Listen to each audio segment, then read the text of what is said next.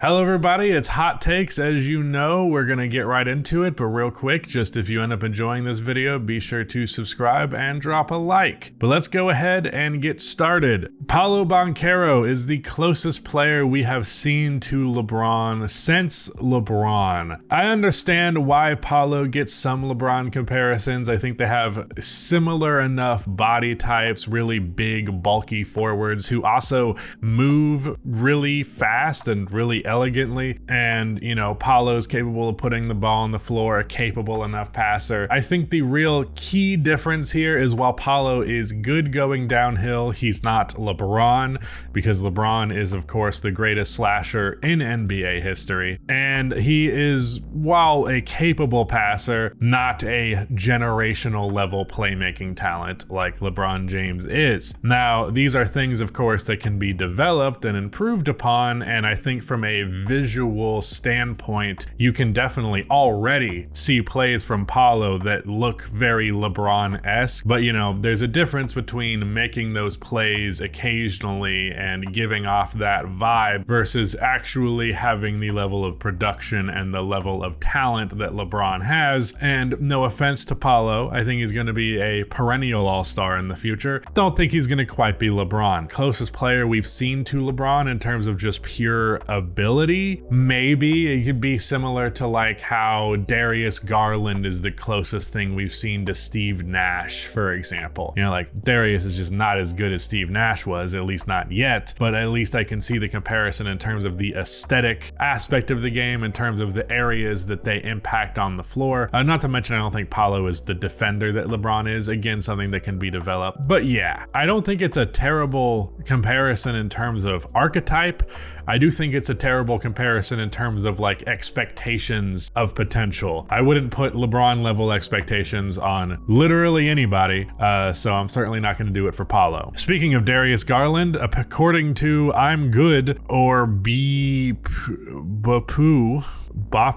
I never read the name, so I don't know why I did that. But Darius Garland's lack of improvement since 2021 will cause Donovan Mitchell to leave. DG was easily a top 10 point guard, but then all of those guys in his tier, like Hallie, Maxey, Fox, they all took their games to a different level. Even without Donovan Mitchell, Darius has been just good. I do think it's fair to say that Darius has lost a lot of places in terms of the best point guards in the league. A couple, like maybe 2 years ago, I probably would have said he was a top 5 point guard. Certainly wouldn't say that now. I do agree that Halliburton and De'Aaron Fox have surpassed him. Tyrese Maxey maybe a little bit closer, but still I do ultimately agree a little bit better than Darius Garland. But I do like Darius, and I think that he's fine as a secondary option. I think the main problem with the Cavaliers is the situation offensively with their big men. Both the fact that they just have two non-shooting bigs out there, but also that Evan Mobley has not really improved offensively really in any capacity. So I would blame that far before I blame Darius Garland. Definitely lost some spots on the top point guards list, but that doesn't mean that he's gotten worse. It's just those guys have gotten better. On offense, Brandon Ingram is better than Jason Tatum. Ingram has been more efficient in almost every area on the floor over the last few seasons, and he is the better playmaker. I agree he's the better playmaker. He might be more efficient in different areas of the floor, but if I'm not mistaken, Jason Tatum just has a higher volume than Brandon Ingram does. I feel like there's at least like a 4 point per game difference in their stats.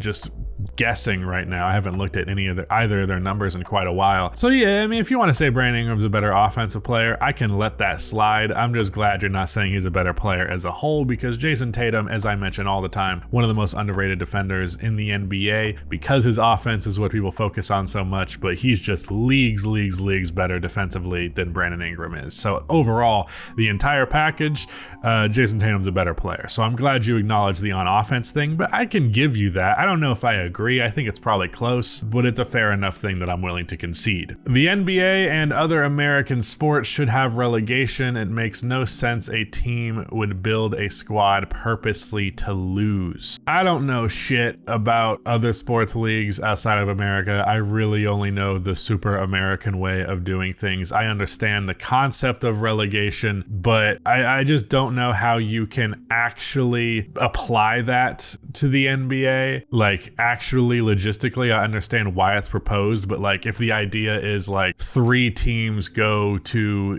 the G League and then 3 teams go into the NBA from the G League, well, the G League, those 3 teams are going to be the bottom 3 teams that next year, and then they're going to get relegated. And then the 3 teams that were relegated before are going to get brought up. And maybe that's what happens in those other leagues where relegation happens. Maybe that's just the way it is, but I would personally just kind of be annoyed by that cycle more than anything else, although I do understand why it would encourage trying not to lose. At the same time, the infrastructure as well of like making a G League team now an NBA team, like they're not really going to have the arena for it. They're certainly not going to have the fan base for it. And it's just going to be weird, and also break how many the league's been around since 1945. So 55 plus about to be 24, 79 years of NBA history. That's kind of a big radical change. I would personally keep it the way that it is. I understand though why that is a confusing thing, and encouraging tanking is definitely not a good idea, but you know, it is the way that it is. Cam Thomas is actually legit and the Nets need to build around him. Cam Thomas is someone who went unmentioned in my shooting guard video because I know he's like new and exciting and he's an up and coming player, and I don't want to shit on an up and coming player, but I will say this, man, I would never build around a shooting guard, and I would never build around one who is such a weak playmaker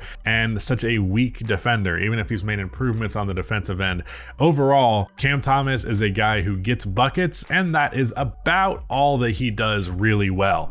And even if he does do those things really well, I don't think it's necessarily a net positive. I don't think it's necessarily at least a significant net positive to the degree where you should build around that player individually. You know, I'd rather build around Mikal Bridges, who also can get buckets, but also can offensively fit in a role and not necessarily be that star player at times, be a better playmaker, and obviously be a significantly better defender. Yeah, I would not build around a player of that skill set. It's not even that Cam Thomas is bad. I think the archetype of player that Cam Thomas is bad. So I would not build around Cam Thomas. I would absolutely not do that. I think it's very akin to building around Zach LaVine.